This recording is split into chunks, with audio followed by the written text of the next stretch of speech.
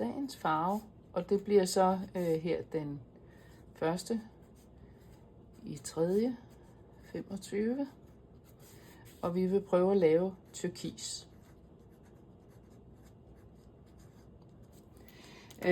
Når vi skal lave turkis, så skal vi bruge lidt preussisk blå. Og preussisblå, det ser jo sådan her ud.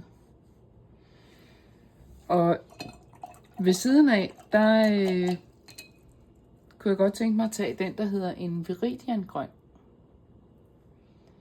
Og en viridiangrøn, den er sådan, ja, ikke særlig køn. Men lægger vi nu de to sammen,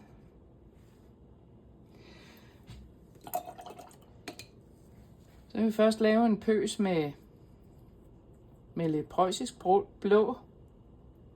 Se, en ordentlig pøs, det kan vi godt bruge her. Og så kommer vi lidt viridiangrøn i. Så har vi lidt af gangen. Det var ikke helt nok. Så har vi lidt mere. Og lægger over i. Og se, nu kommer det sådan stille og roligt.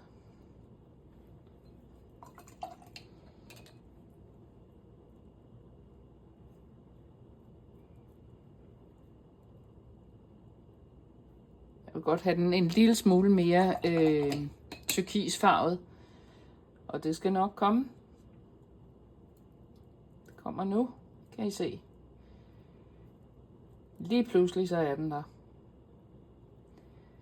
Og den kommer her. Kan I se det? Nu kan vi graduere farven en lille bit smule.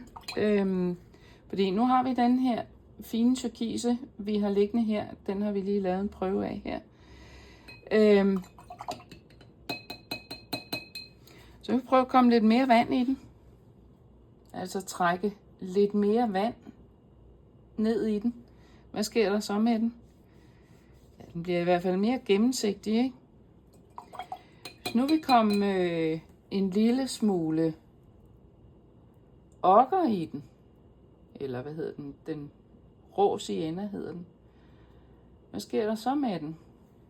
Ja, så bliver den sådan lidt mere grønlig. Vi kan også prøve at komme lidt af den farve, der hedder New Gamboge. Jeg vil ikke bruge så meget af den, fordi den er faktisk meget kraftig. Men prøv at se, hvad der sker her, når jeg kommer den ned i.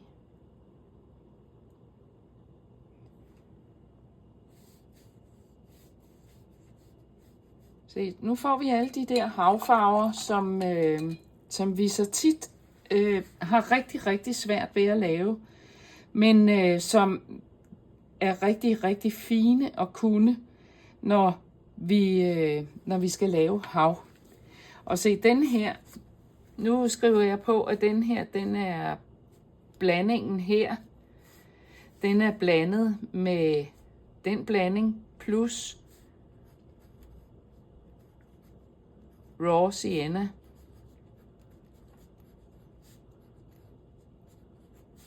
Og blandingen heroppe, den er blandet plus med New Gamboge. Og jeg lægger lige de to farver ind her, så I kan se forskellen på dem. Den raw sienna, den ser jo sådan der ud. Og den New Gamboge, den ser sådan der ud. Så det er altså de to farver, jeg har tænkt mig at blande sammen med den preussiske blå, som ligger der.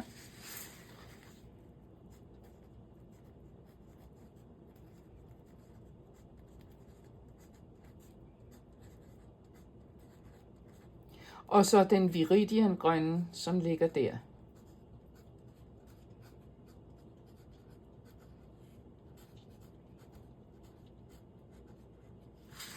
Dagens farve. Er I med på den? Tak for i dag.